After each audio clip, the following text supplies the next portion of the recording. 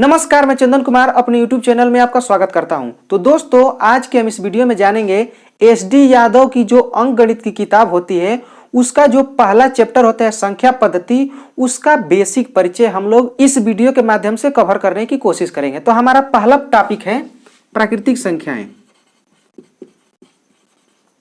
प्राकृतिक संख्याएं, इसको इंग्लिश में कहते हैं नेचुरल नंबर।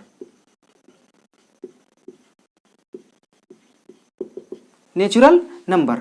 अब देखिए प्राकृतिक संख्याएं किसको कहते हैं। गिनने में प्रयोग की गई संख्याओं को हम लोग प्राकृतिक संख्या कहते हैं।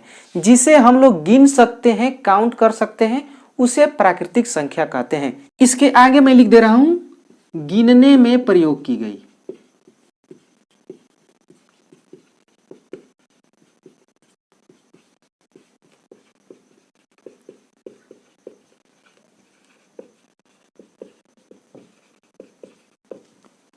जैसे 1 से 9 तक 1 2 3 4 5 6 7 8 और 9, इन संख्याओं को हम लोग प्राकृतिक संख्या कहते हैं। और इन संख्याओं से जो मिल करके बनता है उसको भी हम लोग प्राकृतिक संख्या कहते हैं। जैसे 74 हो गया, ये 7 और 4 से मिलकर के बना तो ये 74 क्या हो गया, प्राकृतिक संख्या हो गया। 45 4 और 5 से मिलकर के बना, प्राकृतिक संख्या। 46 ये भी 4 और 6 से मिलकर के बना, प्राकृतिक संख्या। 78 7 और 8 से मिलकर के बना, प्राकृतिक संख्या। 123 1 2 और 3 से मिलकर के बना, ये प्राकृतिक संख्या। इन प्राकृतिक संख्याओं से जो मिलकर के संख्या बनेगा उसको प्राकृतिक संख्या कहते हैं। दूसरा हेडिंग है पूर्ण संख्या।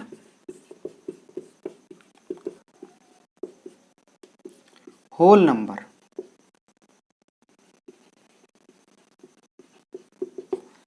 प्राकृतिक संख्याओं में शून्य को शामिल कर लेंगे तो जो संख्या प्राप्त होता है उसे पूर्ण संख्या कहते हैं।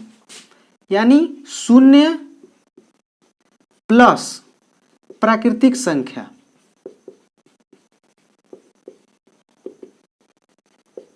यानी प्राकृतिक संख्या में शून्य को शामिल कर लेंगे तो जो संख्या बनेगा उसको हम लोग पूर्ण संख्या कहते हैं। जैसे प्राकृतिक संख्या क्या होता है, 1 2 3 4 5 6 7 8 और 9, ये प्राकृतिक संख्या है। इनमें शून्य को भी शामिल कर लेंगे तो ये जो पूरा आप संख्या बना इसको हम लोग पूर्ण संख्या कहते हैं। और इन पूर्ण संख्याओं से जो मिलकर के संख्या बनता है उसे भी पूर्ण संख्या कहते हैं। जैसे 102, देखिए ये प्राकृतिक संख्या, 1 भी प्राकृतिक संख्या, 2 भी प्राकृतिक संख्या, लेकिन इसमें शून्य भी आ गया, यानी प्राकृतिक संख्या में शून्य शामिल हो गया तो ये कौन सी संख्या हो जाएगी, ये पूर्ण संख्या हो जाएगी। 140 1 4 प्राकृतिक संख्या, उसमें शून्य शामिल हो गया तो वो पूर्ण संख्या हो जाएगा। 30 हो गया, 3 क्या है, प्राकृतिक संख्या, 0 शामिल हो गया, पूर्ण संख्या। 405 4 और 5 प्राकृतिक संख्या, उसमें शून्य शामिल हो गया तो वो पूर्ण संख्या हो गया। अगला सम संख्या, इवन नंबर।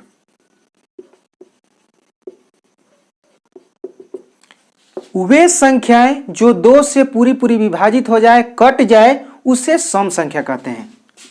2 से पूरी पूरी विभाजित हो जाए। जैसे पहले तो 2 हो गया, 4 हो गया, 6 हो गया, 8 हो गया, 10 हो गया, 12 हो गया, 14 हो गया, इत्यादि। वे संख्याएं जो 2 से पूरी पूरी कट जाए, विभाजित हो जाए, उसे हम लोग सम संख्या कहते हैं। अगला हेडिंग है विषम संख्याएं। इसको कहते हैं ऑड नंबर। सेम इसका उल्टा कर दीजिए।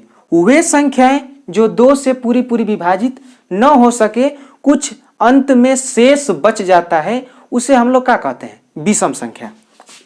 2 से पूरी पूरी विभाजित न हो सके पहला 3 हो गया, 5 हो गया, 7 हो गया, 9 हो गया, 11 होगा।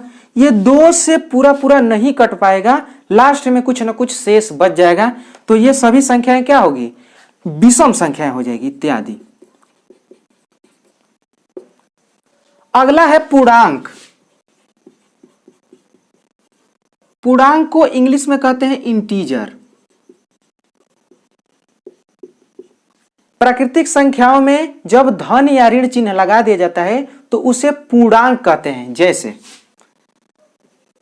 प्राकृतिक संख्याओं में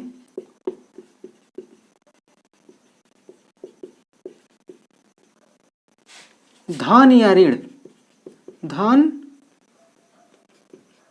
या ऋण चिन्ह लगा दिया जाता है तो जो संख्या प्राप्त होता है उसे हम लोग पूर्णांक कहते हैं। जैसे +3 -3, +2 -2, +1 -1 इत्यादि। जब प्राकृतिक संख्याएं 1 से 9 तक होती हैं, 1 2 3 4 5 6 7 8 और 9, इन प्राकृतिक संख्याओं में जब एक बार धन लगा दिया जाए, एक बार ऋण लगा दिया जाए, एक बार धन लगा दिया जाए, एक बार ऋण, तो उसे हम लोग पूर्णांक कहते हैं। अब पूर्णांक जो होते हैं वो 2 प्रकार के होते हैं। एक धन पूर्णांक, इसको इंग्लिश में कहते हैं पॉजिटिव इंटीजर।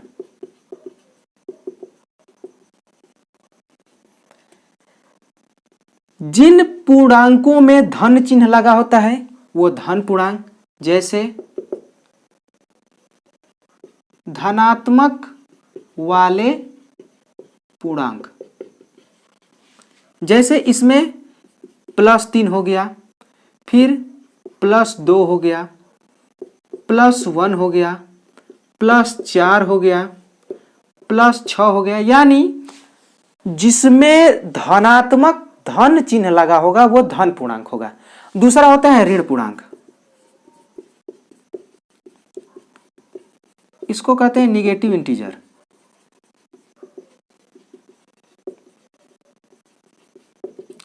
यानी ऋण चिन्ह वाले पूर्णांकों को, ऋणात्मक पूर्णांकों को हम लोग ऋण पूर्णांक कहते हैं। ऋणात्मक पूर्णांक वाले, ऋणात्मक वाले, जैसे -2 -3 -4 -5 -6 -7 -8 -9 -1 इत्यादि। यानी जो जिसमें धनात्मक लगा रहेगा वो धनात्मक धन पूर्णांक हो जाएगा, और जिसमें ऋण चिन्ह लगा होगा वो ऋणात्मक पूर्णांक हो जाएगा। अगला हमारा टॉपिक है परिमेय संख्याएं।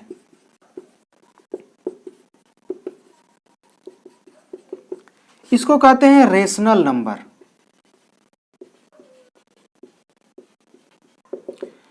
वे संख्याएं जिसे P/Q के रूप में लिखा जा सके और Q का मान 0 नहीं होना चाहिए। ऐसी संख्याएं जिसे अंश तथा हर के रूप में लिखा जा सके और उसका हर 0 नहीं होना चाहिए, इसको ऐसे भी कहते हैं जिससे P/Q के रूप में लिखा जा सके और Q 0 नहीं होना चाहिए, Q does not equal to 0 होना चाहिए, उसे हम लोग परिमेय संख्या कहते हैं। जैसे 2/3, ये P हो गया, ये Q हो गया।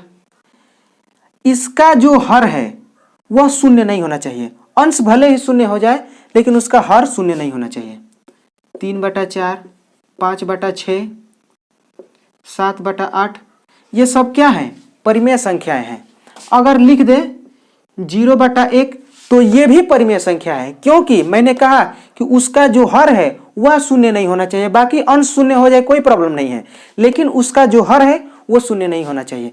तो 0/1 का है, ये भी परिमेय संख्या है, क्योंकि इसका हर का है, 0 नहीं है, पॉजिटिव है, यानी 1 है, इसलिए ये परिमेय संख्या होगा इत्यादि। दूसरा होता है अपरिमेय संख्या।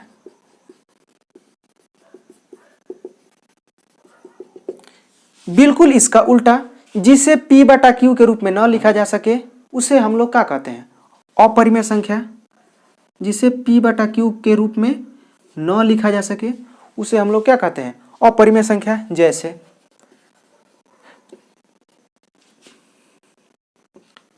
√2, इसे p बटा क्यू के रूप में नहीं लिख सकते। पाई, इसको भी नहीं लिख सकते। 0.14141, यानी ये ऐसे ही कंटिन्यूअस जो चलता रहता है उसको भी हम लोग p बटा क्यू के रूप में नहीं लिख सकते। जैसे 3.333, ये ऐसे ही इनफाइनाइट तक जाएगा। ये भी क्या है? ये सभी जो संख्याएं हैं इसे हम लोग अंश तथा हर के रूप में नहीं लिख सकते, इसीलिए इनको हम लोग अपरिमेय संख्या कहते हैं। अगला हमारा टॉपिक है भाज्य संख्याएं।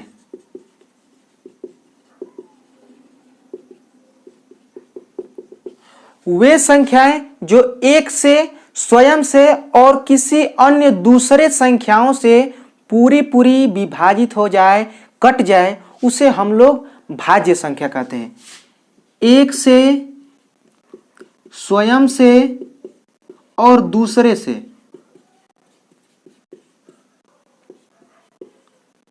विभाजित हो जाए।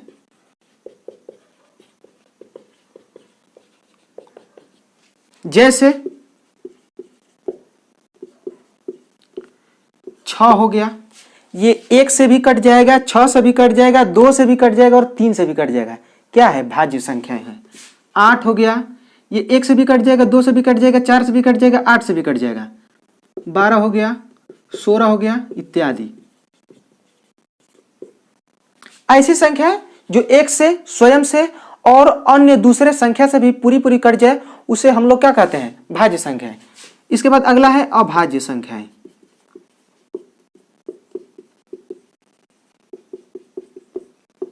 वे संख्याएं जो एक से और स्वयं से ही सिर्फ विभाजित हो, एक से और स्वयं से ही वो पूरी पूरी कट जाए, विभाजित हो जाए, उसे हम लोग अभाज्य संख्या कहते हैं। जैसे 1 हो गया, 2 हो गया, 3 हो गया, 5 हो गया, 9 नहीं होगा, 11 हो गया, 15 भी नहीं होगा, 17 हो गया। देखिए ये 1 है, 1 से भी कटेगा और स्वयं से भी कटेगा। 2 है, ये 1 से भी कट जाएगा और स्वयं से कटेगा, और दूसरे किसी संख्या से नहीं कटेगा। वे संख्याएं जो 1 से और स्वयं से विभाजित हो, उसे अभाज्य संख्याएं कहते हैं। ऐसे 1 हो गया, 3 हो गया, 2 हो गया, 5 हो गया, 11, 17 इत्यादि। इसके बाद अगला है वास्तविक संख्याएं।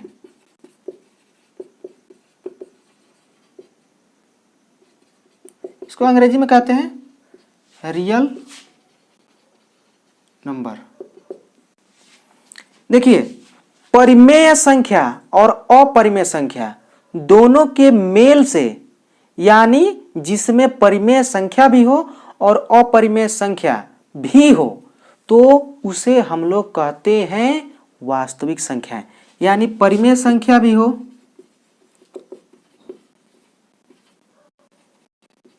प्लस अपरिमेय संख्या दोनों हो, उसे हम लोग कहते हैं वास्तविक संख्या। जैसे 2